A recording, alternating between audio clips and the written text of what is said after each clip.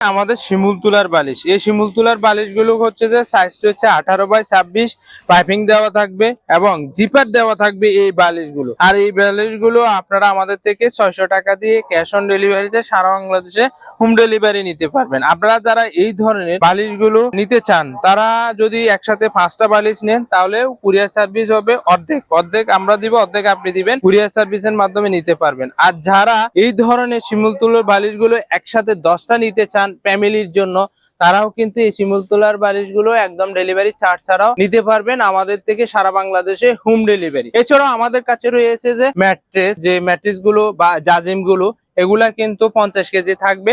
এটা সাদা তুলা দিয়ে হয়, কালো তুলা দিয়ে হয়।